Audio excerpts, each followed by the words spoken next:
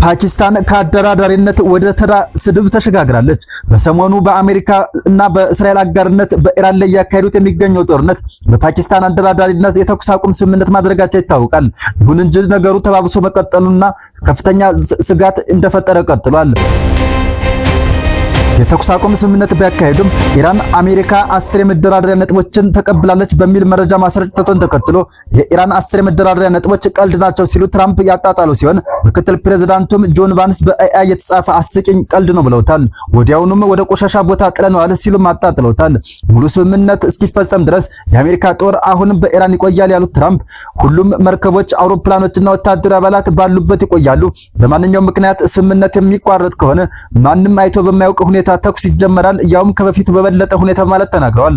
ኢራን ኒኩሌር ቦምብ አይኖራትም፣ የሆርሙዝ ሰርጥም ይከፈታል ሲሉ ማስጠንቅቀዋል። እስራኤልም በበኩሏ እጃችን ቃታችን ላይ ነው ያሉም ሲሆን ኢራን ከምንጊዜውም በበለጠ ደካማ ሆናለች፣ እስራኤልም ከመቼም ጊዜ በበለጠ ጠንካራ ነች ሲሉ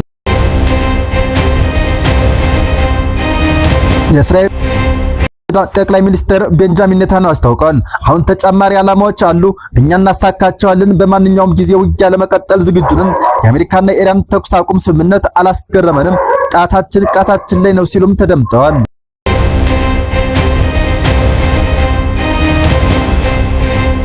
አደራዳሪ ተብላ የተሰየመችው ፓኪስታን በበኩሏ ይህን የካንሰር መንግስት ወይም እስራኤልን የፈጠሩ አካላት በገሃነም እሳት እንዲቃጠሉ እጸልያለሁ ሲሉም የፓኪስታን መከላከያ ሚኒስትር አስታውቋል። የአይሁድ መንግስትን ካንሰር ብሎ መጥራት ሀገሪቱ እንድትጠፋ ጥሪ ከማቅረብ ተለይቶ አይታይም ሲሉም እስራኤል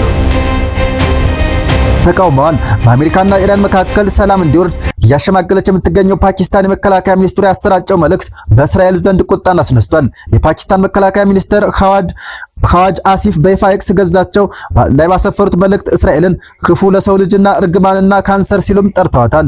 እስራኤል የተመሰረተችው አውሮፓውያን ከአይሁዶች ለመገላገል በወሰዱት እርምጃ በፍልስጤም መሬት ላይ መሆኑን ገልጸው በኢስላማድ የሰላም ንግግር እየተካሄደ ባለበት ወቅት እስራኤል በሊባኖስ የዘር ማጥፋት እየፈጸመች ነው ሲሉም ከሰዋል።